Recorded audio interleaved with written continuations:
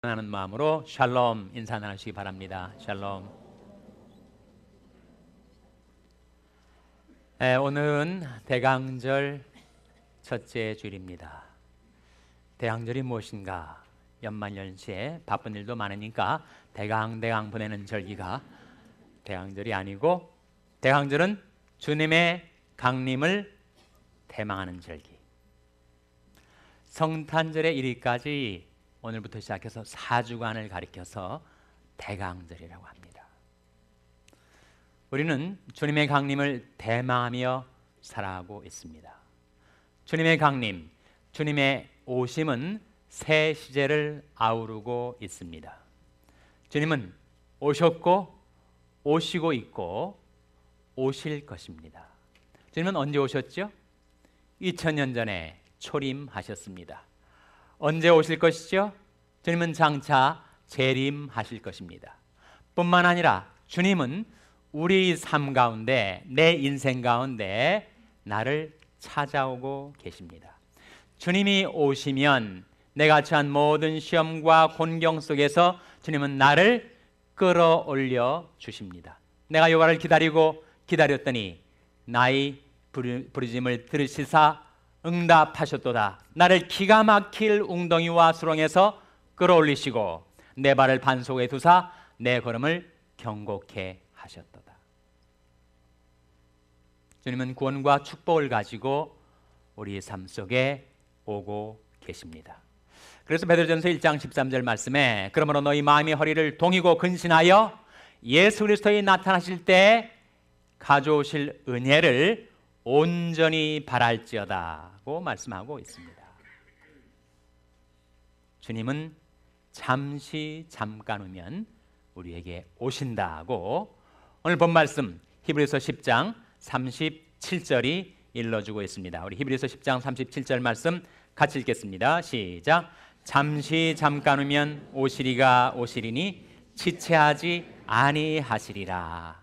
잠깐 후면 오시리가 오시리니 지체하지 아니하시리라.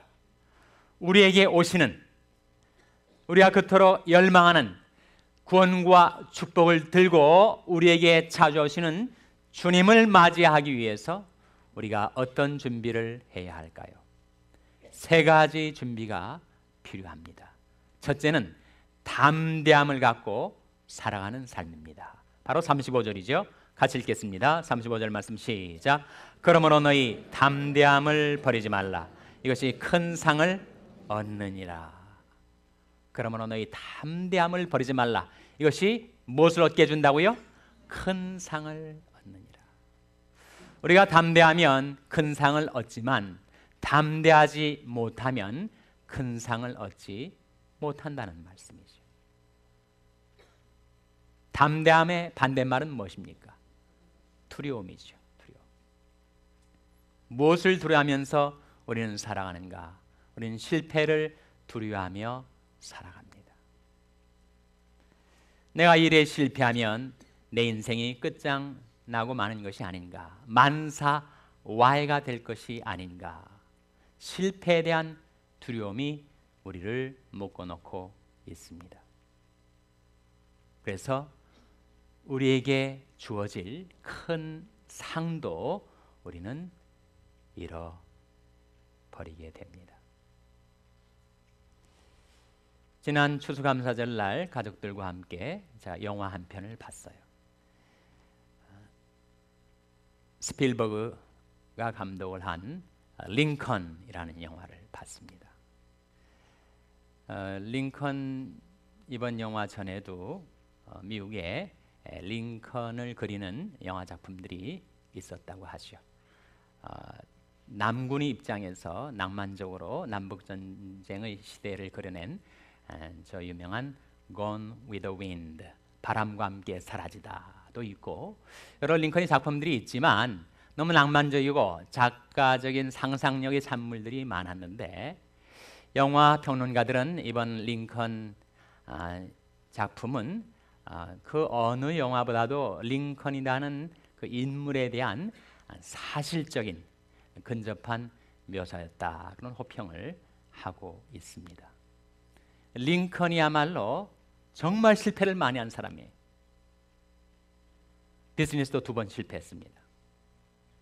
신경쇠약, nervous breakdown이 걸려서 그가 인생 최대의 위기를 맞이한 적도 있어요. 시련의 아픔도 겪었습니다. 정치인으로서 등장을 해서 선거에 나갈 때마다 떨어졌어요. 주의회, 연방의회까지 통산 8번 낙선의 경험을 했습니다.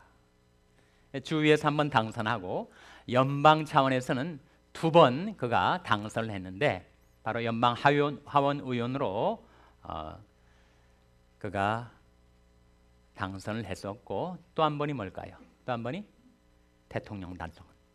대통령으로서 당선이 되었습니다. 그러니까 당선된 것보다 낙선된 것이 훨씬 더 많죠.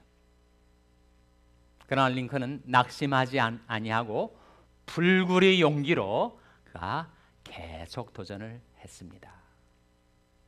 그래서 결국 남북 전쟁 시의 미국 대통령으로 1863년에 Emancipation Proclamation, 노예 해방령을 선포하죠. 그것이 남북 전쟁의 흐름을 바꿔 놓은 그러한 대통령령이었습니다. 그것이 전쟁 중에, 전시 중에 대통령의 권한을 가지고 선포한 것이라고 해서 그 정당성과 파워에 계속해서 의문이 제기되자 1865년에 그는 상원과 하원을 통과해서 The 13th Amendment, 헌법 개정 제13조를 결국은 통과시킴으로써 미국 국가에서 노예제를 헌법적으로 영구히 추방시키는 데 성공하였습니다. 그리고 남과 북이 두 동강이 날 수 있는 이 미국을 유니언, 미 합중국으로 지켜내는데 성공을 하게 되죠. 그는 생에 많은 실패를 해왔기 때문에 사람들이 보면 링컨은 루저다, 링컨은 실패자다라고 규정할지 몰랐으나 그는 담대함을 버리지 않고 그 대의를 향해서 끊임없이 도전한 결과 그는 불의 가장 훌륭한 미국의 대통령으로서 지금도 추앙을 받고 있습니다. 괜찮은 영화니까 여러분도 한번 보시기 바랍니다. 에디슨, 발명왕 에디슨은 정말 많은 실패를 했던 사람, 거의 셀 수 없을 정도의 실험에 실패를 한 사람이었지만 수많은 발명품들을 만들어 내는데 성공했습니다. 전구 필라멘트를 만들 때에도 90번째까지 계속 실패를 하니까 조수가 선생님 이제 좀 그만하세요. 또 한 번 실패하려고 하십니까? 라고 했을 때 에디슨이 한 말이 내가 실패하다니 90까지 그렇게 해서는 안 되는 방법을 내가 발견한 것이었다 라고 말했다고 하죠. 이 에디슨이 한 유명한 말 가운데 실패는 무엇의 어머니라고요? 성공의 어머니. 그러므로 너희 담대함을 버리지 말라. 이것이 큰 상을 얻느니라. 사람들은 실패를 두려워하고 또한 사람들을 두려워합니다. 성질이 급해가지고 운전을 하다가 폴리스에 잡혀가지고 스피딩 티켓을 뜯겼을 때 그때 순간 와이프의 환한 얼굴이 떠오른단 말이에요. 주님의 얼굴을 바라보지 못하고 사람을 두려워하게 됩니다. 사람을 두려워하면 올무에 걸리게 되거니와 여호와를 의지하는 자는 안전하니라. 사람을 두려워하면 올무에 걸리게 됩니다. 그럼 직장 상사든 후배든 그 누구도 사람을 두려워하면, 그 사람의 낯빛을 두려워하면 우리는 올무에 걸리기가 십상입니다. 그러나 여호와를 의지하는 자는 안전하니라.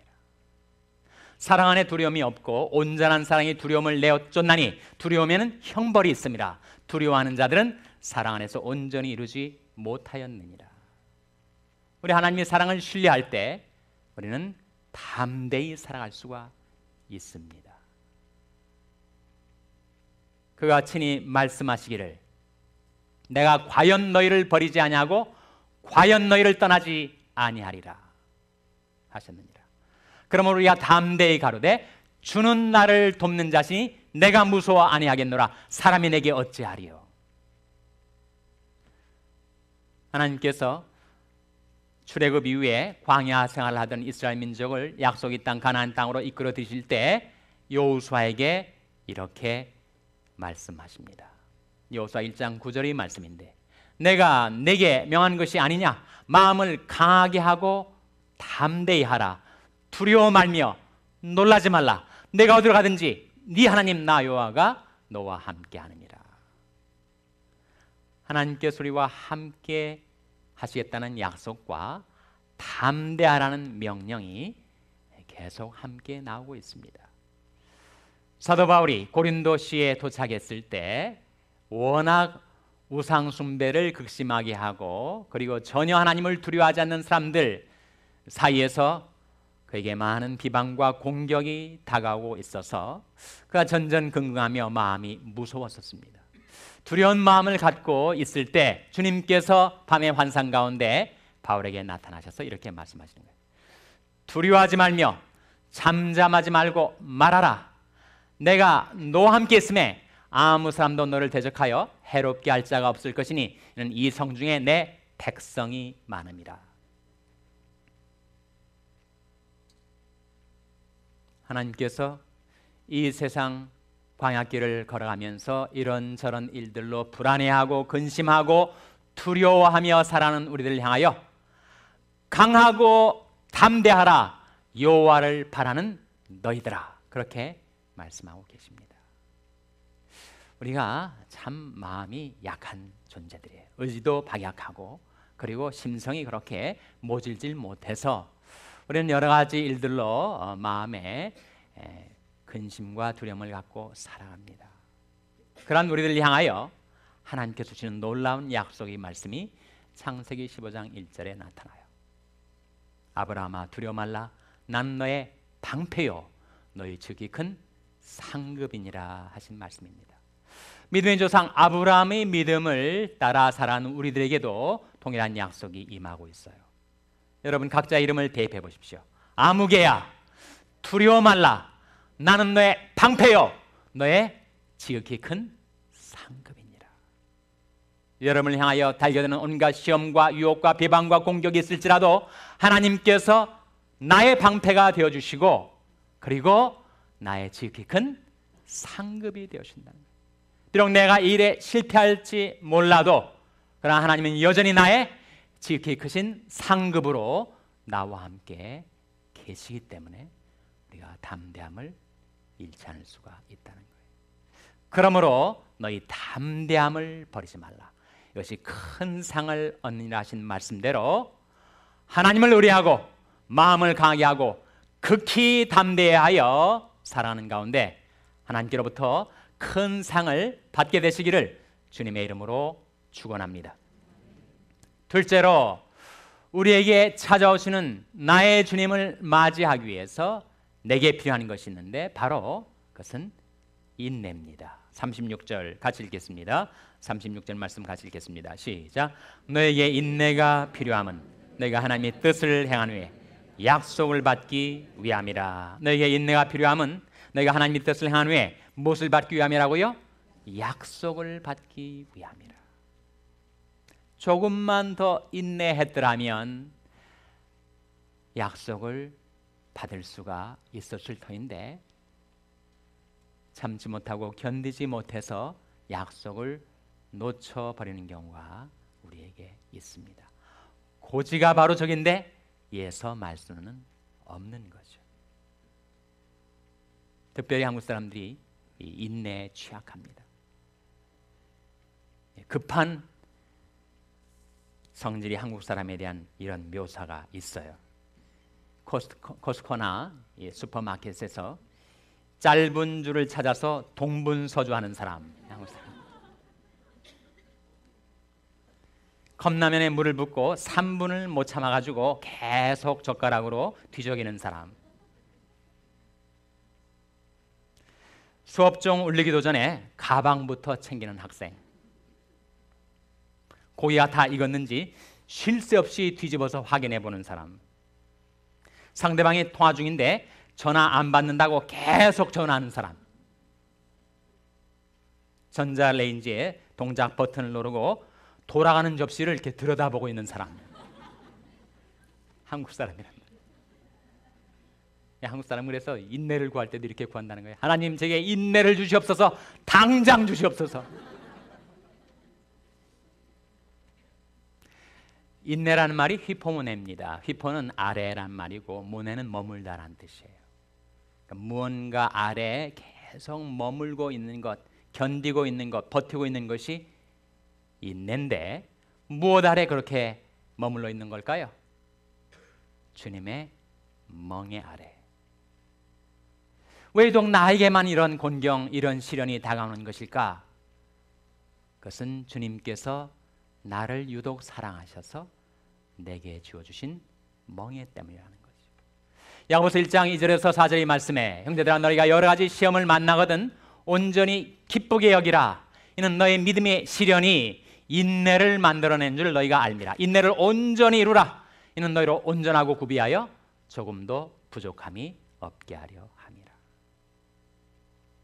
네, 비록 이 어려움을 당하고 이 괴로움을 당하지만 주님께서 나를 사랑하셔서 나를 위하여 허락하신 주님의 멍에니까 이 멍에를 메고 그 멍에 아래 견디고, 환경적으로 여건상으로 어디 위로받을 데가 없지만 주님이 나와 함께 하시기 때문에, 주님과의 교통은 끊어지지 않았기 때문에, 예수를 너희가 보지 못하였으나 사랑하는도다, 이제도 보지 못하나 믿고 말할 수 없는 영광스러운 즐거움으로 기뻐하니 믿음이 결국 곧 영혼의 구원을 받습니다. 주님 메워주신 멍에 아래서 우리가 견딜 수가 있다면, 주님과의 교통 때문에, 주님과의 사귐 때문에 이 시련을 견딜 수가 있다면 나는 마침내 정금같이 연단되어 나오게 될 것입니다. 너에게 인내가 필요함은 너희가 하나님의 뜻을 행한 후에 약속을 받기 위함이라. 말씀하신 대로 주님의 멍에를 메고 잘 인내하셔서 마침내 약속을 유업으로 받게 되시기를 주님의 이름으로 축원합니다. 셋째로, 내게 찾아오시는 주님을 맞이하기 위하여 내게 필요한 것, 바로 믿음이죠. 오늘 본 말씀 히브리서 10장 38절 같이 읽겠습니다. 38절 말씀 같이 읽겠습니다. 시작. 오직 나의 의인은 믿음으로 말미암아 살리라. 또한 뒤로 물러가면 내 마음의 저를 기뻐하지 아니하리라 하셨느니라. 오직 나의 의인은 무엇으로 말미암아 살리라고요? 믿음으로 말미암아 살리라. 우리가 믿음의 길로 접어들어 믿음으로 행하다가 믿음을 잃고 자꾸 뒤로 물러가면 우리는 하나님을 기쁘시게 해드릴 수가 없습니다.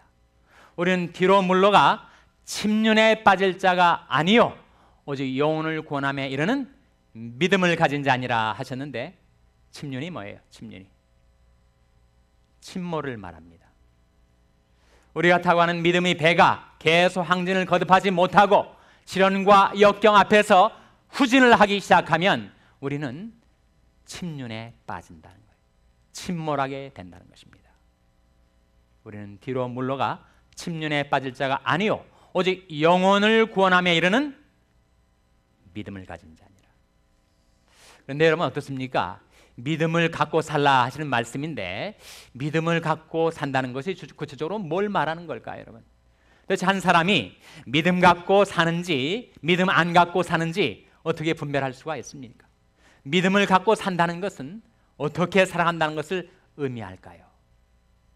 여러분, 그것은 믿음을 갖고 산다는 것은 말씀을 갖고 산다는 것을 의미합니다. 믿음을 갖고 산다는 것은 말씀을 붙들고 그 말씀을 의지하여 살아가는 것을 의미해요. 여러분이 오늘날까지 살아오는 동안에 여러분 안에 믿음을 생성해 줬고 믿음을 성장시켜 줬고 믿음을 지탱해 주었던 것은 바로 말씀입니다. 그러므로 믿음은 들음에서 나며 들음은 그리스도의 말씀으로 말미암았기 때문입니다.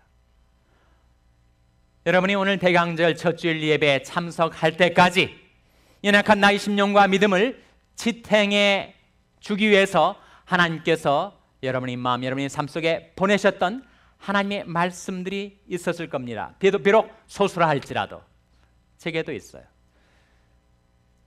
제가 그 말씀을 놓쳐버리면 나는 믿음을 잃고 마는 것이지만, 내가 그 말씀을 붙들고 사는 동안 나는 믿음을 가지고 주님을 따라 살 수가 있게 됩니다.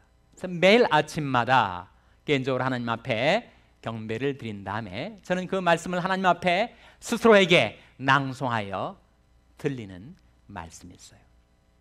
그것은 바로 나를 앙망하라, 그리하면 구원을 얻으리라 하는 말씀과, 너희 길을 여호와께 맡기라, 저를 의지하면 저가 이루시고 라는 말씀과, 그러므로 하나님이 능하신 손 아래서 겸손하라, 때가 되면 너희를 높이시리라 하신 말씀이에요. 제게는 그 말씀이지만 여러분에게도 여러분이 믿음을 위하여, 여러분이 인생을 위하여 하나님께서 여러분 각자에게 주신 말씀들이 있을 것입니다.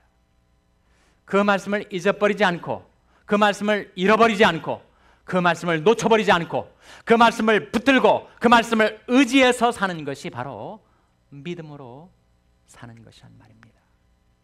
오직 나의 의인은 믿음으로 말미암아 살리라. 또한 뒤로 물러가면 내 마음이 저를 기뻐하지 아니하리라 하셨느니라. 우리는 뒤로 물러가 침륜에 빠질 자가 아니요 오직 영혼을 구원함에 이르는 믿음을 가진 자니라.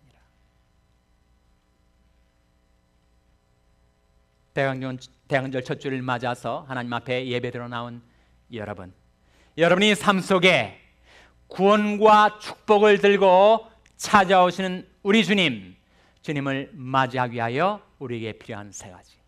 그러므로 너희 담대함을 버리지 말라, 이것이 큰 상을 얻느니라. 너에게 인내가 필요함은 너희가 하나님의 뜻을 하는 후에 약속을 받기 위함이라. 오직 나의 의인은 믿음으로 말미암아 살리라.